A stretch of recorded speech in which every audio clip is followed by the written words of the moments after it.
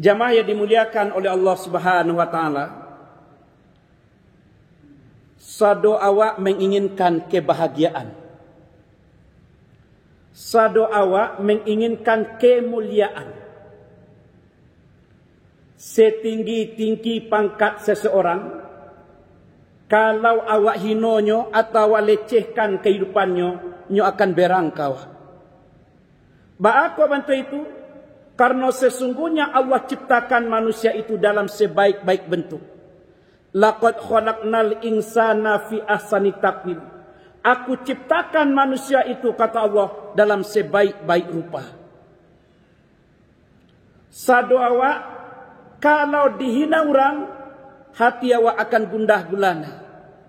Jiwa awak akan resah dan gelisah. Ba'ako sampai bantu itu? Karena kita diciptakan oleh Allah sebagai khalifah fil ardh. Sebagai orang yang mengatur kehidupan di dunia ini. Oleh karena itu, sado orang mengejar kemuliaan dan kebahagiaan. Petani rela dibawa di tengah sawah. Ndak tentunya hujan, ndak tentu dinyo panen yang begitu terik. Nyo rela di sawah karena nyo berpikiran bahwa di sanalah letak kebahagiaan. Dengan memperoleh sesuatu, ia akan mampu memperoleh kebahagiaan. Surang nan pai manggaleh, ndak tentu dinyo dari satu pasar ke pasar lainnya. Nyo bawa barang dagangannya, kadang-kadang bercucuran keringat dari dirinya. Nyo rela melakukan itu. Kenapa? Dalam mengejar kebahagiaan dan kemuliaan. Jamaah dimuliakan oleh Allah. Kalau awak ba'a, lain namu jadi orang mulia sadonyo. Jadi orang bahagia. Setiap kita menginginkan kemuliaan dan kebahagiaan. Sampai tiap hari kita berdoa. Rabbana atina fid dunya hasanah wa fil akhirati hasanah wa qina azabannar. Ya Allah, ya Tuhanku, berikanlah aku kebahagiaan di dunia dan di akhirat, dan bebaskanlah aku dari api neraka. Oleh karena itu, berbagai penelitian dilakukan oleh orang. Ba'a caranya mendapatkan kemuliaan dan kebahagiaan. Kalau awak tahu dengan kemuliaan dan kebahagiaan, hakikatnya apa, bisa awak tunggu di mas singgahnya, bisa awak tanti di ma beranti. Kalau awak tanya kepada pakar-pakar ilmu pengetahuan, di ma letak kemuliaan dan kebahagiaan? Lain orang, lain jawabannya. Namun secara psikologis atau ilmu kejiwaan, kemuliaan dan kebahagiaan tersebut ada pada 3 hal. Secara otak manusia, mereka berkata, kalau awak ingin bahagia nak, kalau awak ingin senang nak, hidup awak ingin aman nak, sekurang-kurangnya harus ada 3. Ini secara akal manusia. Yang pertama, kemuliaan dan kebahagiaan tersebut bisa diraih dengan kekayaan. Orang awak mengatakan, kalau awak jadi orang kaya, sado kandak sado mulia, nan jauh tak kakuk, nan tinggi tawai, bilo kalau awak jadi orang kaya. Kalau ada orang kaya nan baralik, luar biasa ramai orang yang hadir. Ba'ako sampai bantu itu karena dia dimuliakan, dibahagiakan oleh harta yang ia miliki. Artinya secara akal manusia, kemuliaan dan kebahagiaan tersebut bisa diperoleh dengan kekayaan. Yang kedua, secara akal manusia, kita bisa mulia dan kita bisa bahagia kalau kita punya pangkat dan kedudukan. Kalau awak jadi orang naba pangkai, jadi pejabat, sekurang-kurangnya setiap pidato namo awak disebut dengan kata-kata yang terhormat. Kemuliaan itu bisa didapat dari pangkat dan kedudukan. Jadi bupati saja misalnya, Ketika bupati tiba di kampung-kampung, begitu sampai di kampung, kaki alun menginjak tanah lado, pintu oto baru terbuka, payung lado di atasnya. Langsung orang lemah bawa payung. Kemudian begitu nyotaga, dikasihlah karangan bunga. Ba kok sampainya dimuliakan, ba kok sampai dihormati. Jawabannya, karena dia sedang berkuasa. Orang nan punya pangkat dan punya kedudukan, maka dia akan dimuliakan. Oleh karena itu berlomba-lombalah orang mencari pangkat dan kedudukan dalam rangka memperoleh kemuliaan itu tadi. Kadang-kala menghalalkan segala cara agar mendapatkan kedudukan atau pangkat. Nang ketiga, secara akal manusia, secara sosial masyarakat, kebahagiaan dan kemuliaan itu dapat diperoleh dengan ketenaran. Semakin terkenal awak, semakin bahagia. Semakin terkenal awak, semakin dielu-elukan orang. Coba lihat dewa artis. Begitu nyotibo di daerah-daerah, langsung orang mengaduknya, minta selfie kiri kanan, minta tanda tangan. Ba kau sampai bantu itu karena dia orang yang terkenal. Ketenaran bisa membawa kemuliaan dan kebahagiaan. Jamaah dimuliakan oleh Allah. Kita bertanya, apa yo bantu itu? Apa yo kemuliaan itu bisa diperoleh dengan kekayaan, dengan pangkat dan dengan ketenaran? Sosial di tengah masyarakat menunjukkan bara banyak nampak diawak orang-orang kayo. Semakin kayo kehidupannya, semakin resah dan gelisah. Semakin bertambah hartanya, semakin rusuh melihat kehidupan dan ada di dunia ini. Dulu pernah lo kejadian ada ama-ama ndak namuah pais mayang subuh lah itu. Di waktu sobok je buya, apa kata buya, mak, bako anak mak ndak pais mayang subuh mak. Apa jawabnya? Onde buya takui awak buya. Orang kini musim maliang cincin waktu subuh buya. Ala banyak orang kanai nyopai sama yang subuh, cincinnya di maliang orang buya. Kata amboka mak, nan dia ambil orang tu cincin mak, amak ndak kad dia ambil orang gedo. Kalau cincin amak kada ambil di orang, jangan bawa cincin ke masjid. Tinggal cincin di rumah, jangan sampai musola ditinggalkan, masjid ditinggalkan gara-gara harta nan ado di awak. Kadang-kala harta benda membuat kita tidak tenang. Karena harta benda tidak bisa menjamin kehidupan kita. Ada seorang ustaz mencari tuan, nyo diundang di orang kayu. Namanya seorang kayu, rumahnya rancak, bapaga semen, bapaga kayu, bapaga jo besi, bapaga lo jo anjing. Dua balih iku anjing jo di muka rumah. Begitu buya ka masuk ke rumah orang nang kayu tadi, turun buya dari onda. Tu takui buya mencaliak anjing dah boleh kuat di muka rumah. Adik mencaliak buya takui, keluarlah orang yang punya rumah. Seorang apa-apa yang umurnya setengah bayar, sekitar 50 tahun lebih setik. Apa kata apa tadi? Buya masuklah buya, nak ada buya. Apa jawab buya? Maaf pak, takui wapa anjing apa? Anda pak buya masuk ada buya. Lah jaleh kecik buya anjing apa disuruh aja buya masuk. Begitu buya tiba kat rumah orang tadi, alun duduk di ruang tamu lain. Apa kata orang yang punya rumah? Buya, awak duduk dulu di ruang tamu buya, di ruang tengah buya. Rupanya di ruang tengah di atas meja letak makanan sama jo restoran Minang.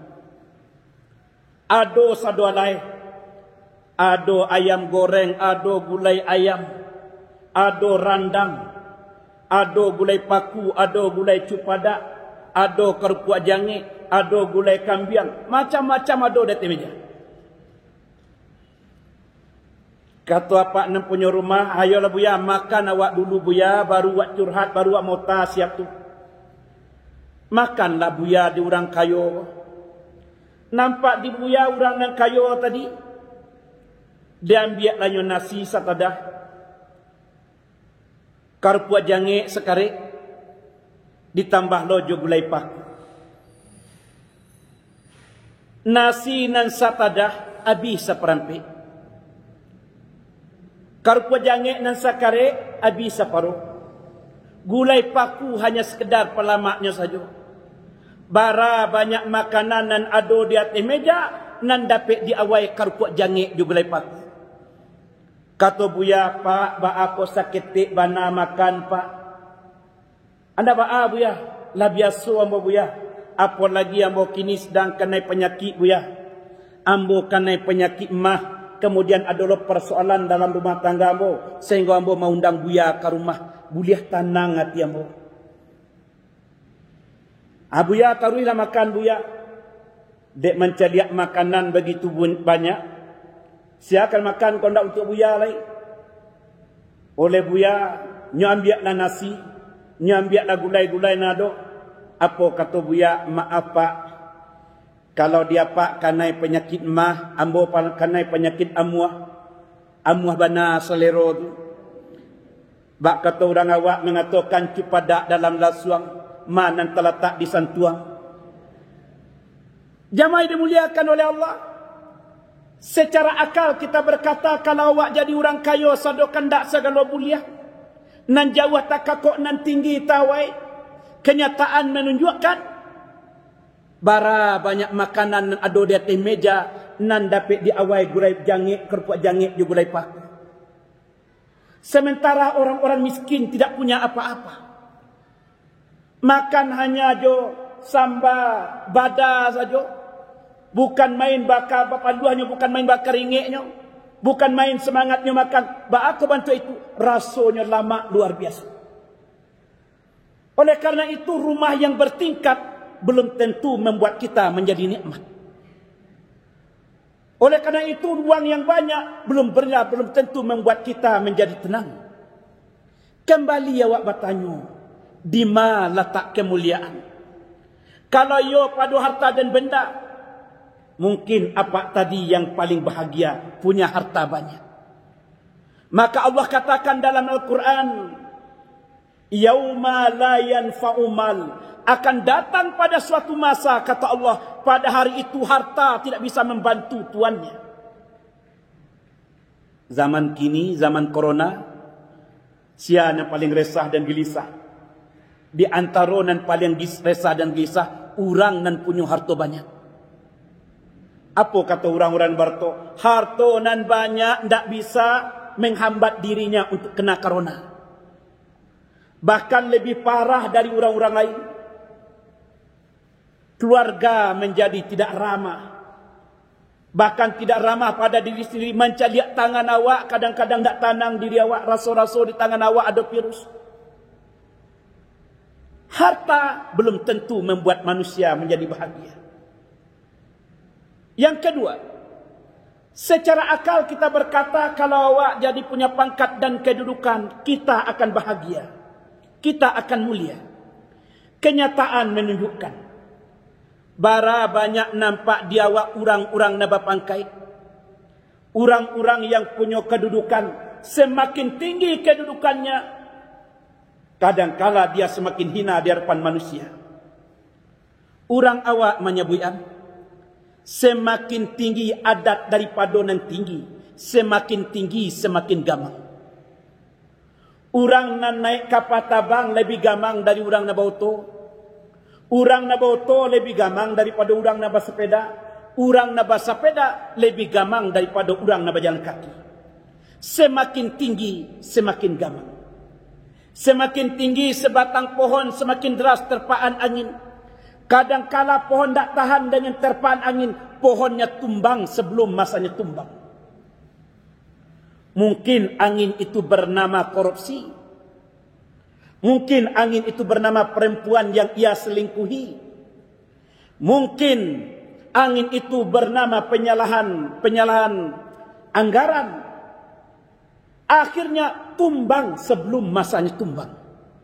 Apa penyebabnya? Jawabannya, karena kemuliaan dan kebahagiaan itu tidak terletak pada pangkat dan kedudukan semata-mata. Nang katigo, secara akal awak akan berkata bahwasanya kemuliaan dan kebahagiaan itu ada pada ketenaran. Ado jawabat tuanya. Kalau awak jadi orang terkenal, maka awak akan dimuliakan. Tapi kenyataan menunjukkan, bara banyak nampak di awak selebritis, artis-artis. Semakin terkenal kecantikannya, semakin terkenal pula bobrok dalam rumah tangganya. Semakin terkenal seorang artis, semakin terkenal pula kasus perceraiannya. Semakin terkenal seorang artis, kadang-kala semakin terkenal pula kehidupannya yang berantakan.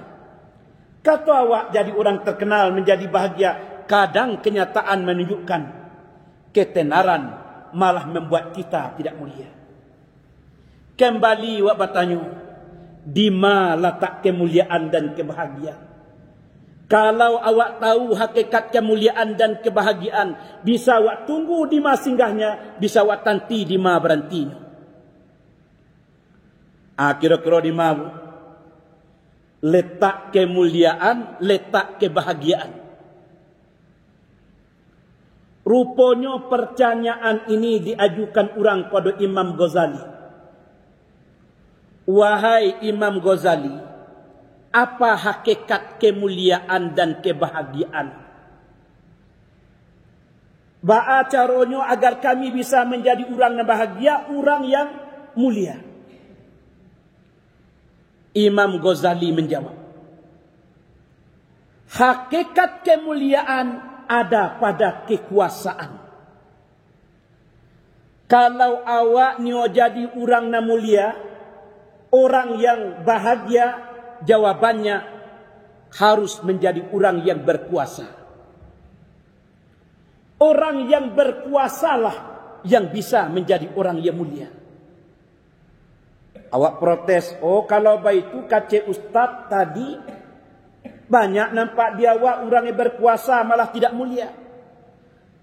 Hakikat kemuliaan ada pada kekuasaan. Hakikat kekuasaan adalah kuasa mengendalikan diri kita sendiri. Siapa orang yang mulia di antara awak? Orang yang mulia di antara awak lah orang yang berkuasa atas dirinya sendiri. Ketika awak mauta di lapau, orang awak mengatakan tak sero rasanya mauta kalau tak ada orang nan kawa ota. Semakin lama awak mauta, semakin banyak bahan nan kadiota. Semakin banyak aib-aib orang nan awak sabian. Siapa orang yang mulia di antara awak nan duduk di lapau tadi? Orang yang mulia di antara awak, orang yang berkuasa untuk menahan mulutnya agar tidak menfitnah orang lain. Orang yang berkuasa menahan dirinya untuk tidak menggibah orang lain. Kalau kita menggibah orang lain, Allah akan perlihatkan kepada kita aib ketika masih di dunia dan juga aib kita ketika kita berada di akhirat kelak. Di dunia saja dia akan mendapatkan malapetaka, apalagi di alam akhir. Kalau kita tidak bisa menguasai diri kita sendiri. Jamaah dimuliakan oleh Allah. Pernah mendengar neraka namanya Hutoma? Pernah mendengar? Neraka namanya Hutoma. Karena cok jawab membaca ayat Al-Quran. Terutama dalam surat Humazah. Allah Subhanahu wa taala berfirman, ini bahayanya kalau awak suka mau aib orang lain. Ndak bisa menahan diri. Kalamak di awak saja, lapis saja mulut awak. Sehingga apa aib orang lain ndak mampu awak mengontrol mulut awak. Nan seharusnya ndak wak sabuian. Allah sebutkan dalam surat Al-Humazah. Wailul likulli humazatil lumazah. Kata Allah, celakalah bagi setiap humazah dan lumazah. Apa itu humazah lumazah? Orang yang menyebutkan aib orang lain di mukonyo. Coba lihat kalau orang lah bercakap mulik. Sado aib orang lain nyo tunjuk gay orang. Ini termasuk ke dalam ayat ini tadi. Atau awak menyebutkan keburukannya, awak ndak ada di mukonyo doy. Awak ada di belakangnya. Boleh jadi awak di lapau, boleh jadi di muka orang lain. Menyebutkan aib orang lain. Itu disebut dengan humazah lumazah. Kalau ada orang yang melakukan lumazah, humazah, Allah akan berikan kepada mereka. Kalla la yumbazanna fil hutamah. Jangan engkau lakukan itu, kata Allah. Kalau sambungannya, allazi jama'a malahu wa addadah yasabu annama lahu akhladah. Yang pertama orang menyebutkan aib orang lain. Nang kedua orang yang suka menumpuk-numpukkan harta, seakan-akan harta tersebut yang membuatnya bahagia selama-lamanya. Sehingga zakat ndaknya keluarkan. Fakir miskin tidak nyo perhatikan. Ini allazi jama'a malahu wa addadah yasabu annama lahu akhladah. Orang suka menyebut aib orang lain, suka mengumpulkan hartanya. Allah katakan, kalla, jangan lakukan yang demikian. Kalla la yumbazanna fil hutamah. Orang yang melakukan perbuatan tersebut akan dimasukkan dalam neraka hutamah. Lai tahu awak apa itu neraka hutamah, Bu? Pernah mendengar kata-kata neraka hutamah? Sekurang-kurangnya dalam ayat ko. Apa lanyo neraka hutamah? Jangankan awak. Rupanya Allah sendiri berkata, wa ma adraka mal hutamah. Maukah engkau kuberitahu apa itu neraka hutamah? Narullahil muqadah. Neraka utama itu adalah api yang diberikan oleh Allah dan api itu menyala-nyala. Biasanya nampak di awak api di dunia warnanya merah. Kalau awak masak ayam, maka ayam tadi menggelagak dalam 100 derajat Celcius. Kalau cacing pita bisa mati, itu panasnya 300 derajat Celcius. Ada api yang lebih panas pada itu lain ada. Api untuk membuat gelas-gelas, galeh-galeh, piring-piring yang dari kaca. Untuk membentuk kaca itu panasnya 1000 derajat Celcius. Warna apinya ndak merah lah ya. Warna apinya sudah putih. Kalau yang 300 derajat Celcius kurang-kurangnya kompor gas di rumah awak, itu warna apinya lah hijau. Tapi neraka hutamah, warna apinya yang begitu panas sampai warna api itu menjadi hitam. Apa nehnya neraka hutamah ini? Allah sebutkan allati tattali'u 'alal afidah. Kalau ujung kaki awak terkena percikan api itu saja, ndak api gitu, ndak lun apinya lah itu. Baru percikan apinya saja terkena pada kaki awak, tattali'u 'alal afidah, menggelegaklah diri kita sampai afidah. Afidah itu artinya sampai ke hati kita menggelegak. Apa nih? Kalau ambo membayangkan jangan api hutomah. Kadang-kadang ada orang tainjak paku saja, duri. Begitu dia terpijak duri, apa kata onde sakitnya lai sampai kalau lutui sakit. Itu duri baru.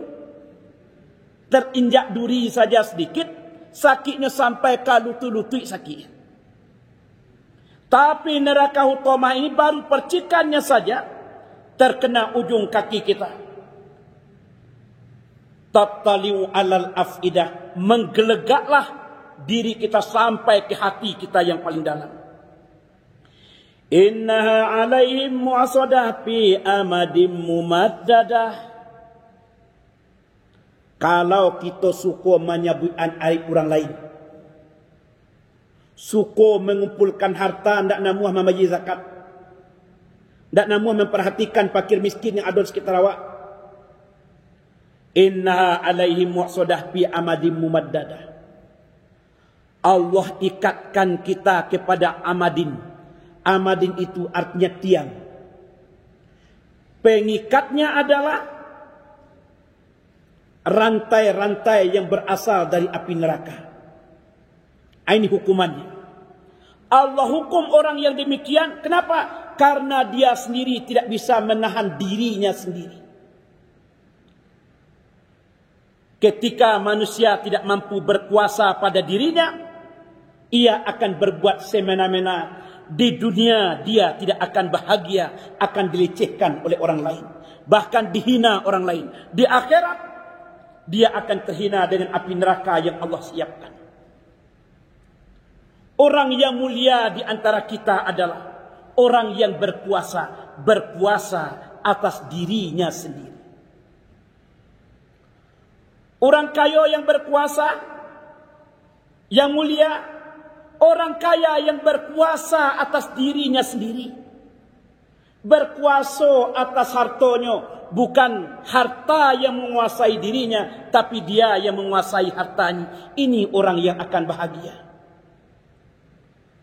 Alun tentu harta nan ado diawak membuat awak menjadi bahagia. Kadang-kala harta nan ado diawak membuat fitnah di tengah masyarakat. Ba'ako bantu itu? Mungkin karena harta yang ada tidak membuat kita lebih baik dengan masyarakat. Semakin tinggi pagar rumahnya, semakin tak kenal dengan orang di samping rumah.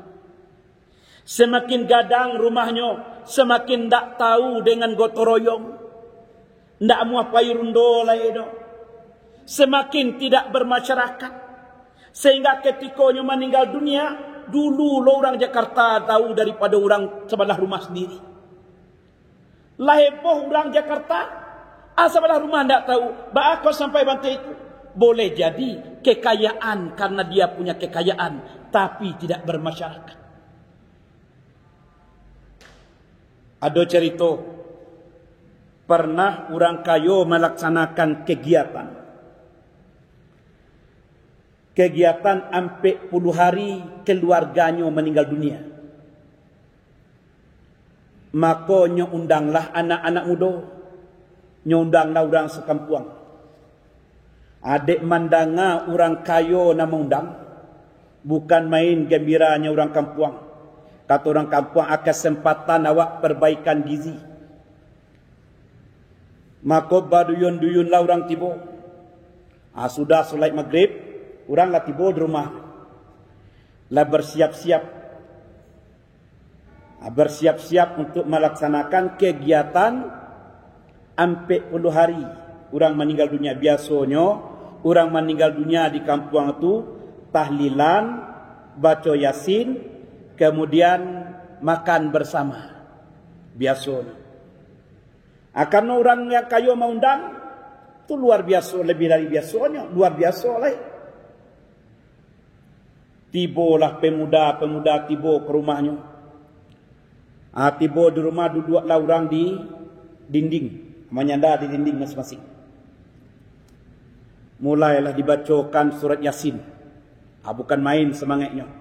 Waktu surat Yasin dibaca, tadangalah di dapur bunyi piring berdenting-denting. Kata anak muda, aku yo mah. Makan awak siap kalai. Siap-siap dah anak muda tadi. Tambah semangat lanjut baca Yasin. Sudah baca Yasin, kemudian baca pula tahlilan. La ilaha illallah, la ilaha illallah. Waktu baca la ilallah, alat cium lo bau makanan dari dapur. Bau-bau makanan dan harum-harum dari dapur. Adik mencium bau harum-harum, tambah semangatlah tahlilnya. La ilaha illallah, la ilaha illallah. Kadang-kadang lampir beradu lok palo suwuk je palo kidak.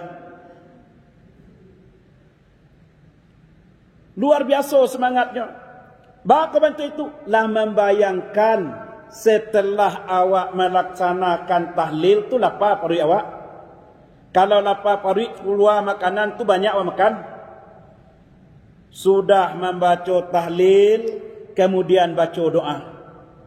Rupanya yang tukang baca doa lagak tua lah stek.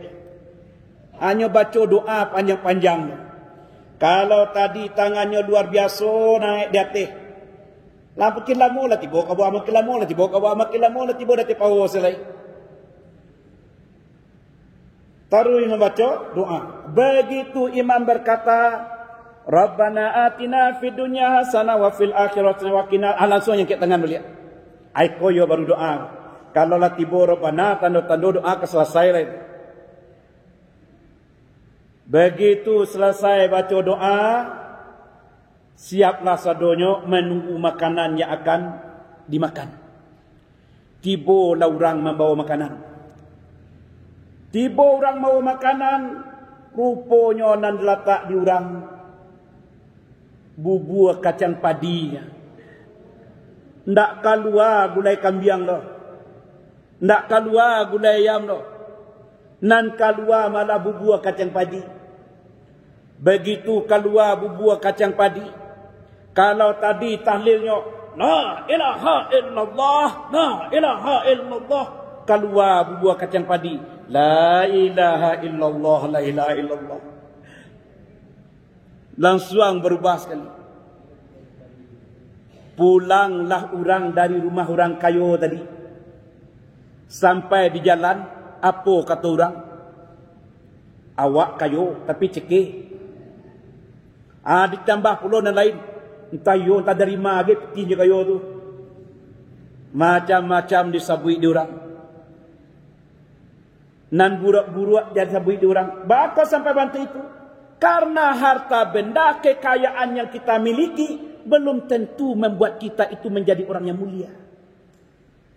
Secara akal kita lihat, orang akan datang ke rumah awak ketika awak melaksanakan kegiatan tanda awak dimuliakan. Tapi kenyataan menunjukkan kadangkala kemuliaan itu berubah menjadi hinaan. Kapan? Dari harta dan benda. Kalau kita tidak berkuasa atas diri kita sendiri, harta yang akan menguasai diri kita. Ketika harta menguasai diri kita, sakit kurang banyak tidak pernah cukup. Itu sifat daripada harta. Tidak pernah kita merasa cukup dari apa yang kita miliki. Lah punya awak sepeda, lah tertarik lo kabali Honda, lawak bali Honda, nio punya auto, lawak bali auto, olah dulu model baru lah. Pernahkah kita puas? Tidak pernah. Siapa orang yang rugi di antara kita? Orang yang rugi di antara kita adalah orang yang hubbud dunya wa karohatil maut, terlalu cinta pada dunia, lupa pada negeri akhir. Nyokaja harta habis-habisan. Akhirnya sampai dia tua. Ketika muda dulu kata orang, yuk bu, semayang ke masaji awalai. Iyo buya, tapi kerajo lagi banyak buya, tunggu dulu, tunggu lagak lapang. Kalau datang umur 50 buya, mudah-mudahan hidup lapang buya. Nyetunggu lah datang umur 50. Kata orang, ibu nak pergi ke masaji bu. Iyo buya, iyo pergi ke masaji buya, tapi kerajo tambah lo buya. Apa lo tambah lah ibu? Iyo buya, awak lah merawat cucu kini Buya. Anda je pergi ke masjid. Lah dia te umur 60 kesempatan awak lah pensiun kerajaan nak dolai. Sobok lo je Buya dia. Ibu ndak pergi ke masjid bu. Anak lah gadang, cucu lah gadang, ndak do nak dicalian lai do. Iyo Buya, namu awak pergi ke masjid Buya, tapi ramatik kau ndak tahan Buya. Tu bila masuk masjid lai? Bila masuknya lai? Akhirnya arang habis besi binasa, tukang puput payah saja. Harta dikumpulkan, kita sendiri tidak bisa menikmati harta yang ada pada diri kita. Kapan itu? Ketika kita tidak mampu menguasai diri kita sendiri. Orang yang berkuasa di antara kita adalah orang berkuasa atas dirinya sendiri. Orang kaya yang bahagia, orang kaya yang mulia, orang kaya yang berkuasa atas dirinya. Utsman bin Affan contohnya. Sulaiman contohnya. Orang yang kaya tapi dia yang menguasai hartanya. Kalau harta yang menguasai kita, bara pun kurang, bara nado kurang. Gaji 2 juta sebulan. 2 juta sebulan. Kalau awak dikuasai oleh harta, 2 juta tidak cukup gadoh. Untuk bayar listrik, bayar air pam, untuk beli pulsa, untuk anak sekolah. Kalau untuk anak sekolah, 52 sehari, sebulan, tak syaitan matui. Tinggal 500, apa untuk makan lagi? Tak akan cukup dia. Bahawa aku bantu itu, karena harta yang mengatur awak. Tapi kalau awak yang mengatur harta, lah jalih penghasilan 2 juta sebulan. Apa yang dapat dia awak? Anak-anak, pulsanya dikurangi. Makan kita sesuaikan. Belanja anak kita sesuaikan. Sehingga yang 2 juta ni tadi cukup untuk belanja awak dalam 1 bulan. Kalau kita yang menguasai harta. Kalau kita punya lebih, bisa pula kita melakukan hal ini dan hal itu. Kapan? Apabila kita yang menguasai harta kita. Tapi kalau harta yang menguasai awak, tidak akan pernah cukup kita dalam kehidupan ini. Siapa orang pangkat dan kaya, orang yang pangkat yang mulia, orang yang berkuasa yang mulia adalah orang berkuasa yang berkuasa atas dirinya sendiri. Berkuasa untuk menahan keinginannya sehingga ia tidak melakukan tindak pidana korupsi. Berkuasa atas dirinya untuk menjaga muruah yang ada pada dirinya sehingga ia tidak melakukan hal-hal dilarang oleh agama. Orang yang mulia di antara kita adalah orang yang berkuasa atas diri mereka sendiri. Dimanapun kita berada. Sadu awak nan ado dalam masjid. Siapa mulia di antara awak? Yang mulia di antara awak adalah orang yang berkuasa atas dirinya sendiri. Berkuasa dia untuk bisa berteman sehingga ia menjaga hubungan pertemanannya. Berkuasa dia untuk beribadah sehingga dia bersabar ketika melaksanakan ibadah. Kalau kita mampu bersabar melaksanakan ibadah, kita akan mendapatkan 2 pahala. Pertama pahala ibadah, yang kedua pahala ketika kita bersabar. Maka Rasul katakan, "Fasbiru kama sabarul ulul azmi." Wahai sahabatku, sabarlah kalian. Kuasai diri kalian sebagaimana bersabarnya para ulul azmi. Ulul azmi itu para nabi yang mendapat tantangan yang luar biasa, tapi mereka mampu menyelesaikannya dengan baik. Itu nabi ulul azmi. Nabi Muhammad mendapat tantangan yang luar biasa. Nabi Ibrahim diuji oleh Allah dengan sesuatu yang tidak masuk akal. Mampu dia tidak menguasai dirinya. Apakah dia mendahulukan Allah atau mendahulukan hawa nafsu yang ada pada dirinya? Allah perintahkan sesuatu yang aneh kepada Nabi Ibrahim. Nabi Ibrahim menginginkan anak, ibu. Bukan saja belasan tahun, tapi puluhan tahun. Nabi Ibrahim punya anak setelah usia di atas 80 tahun. Nabi Ibrahim. Sehingga Nabi Ibrahim mengatakan, apakah mungkin saya punya anak? Kalau dicari dari umuan, tidak akan mungkin punya anak. Begitu dia punya anak, sayangnya luar biasa, Allah uji. Istrinya dan anaknya disuruh diasingkan dari daerahnya sendiri. Diminta ia untuk meninggalkan anak dan istrinya pada tempat yang amat sangat jauh dari khalayak ramai. Di sana tidak ada air, tidak ada makanan. Diuji Nabi Ibrahim yang demikian. Maka Allah katakan, Rasul katakan, sabarlah engkau sebagaimana ulul azmi. Ibrahim mampu untuk melakukannya.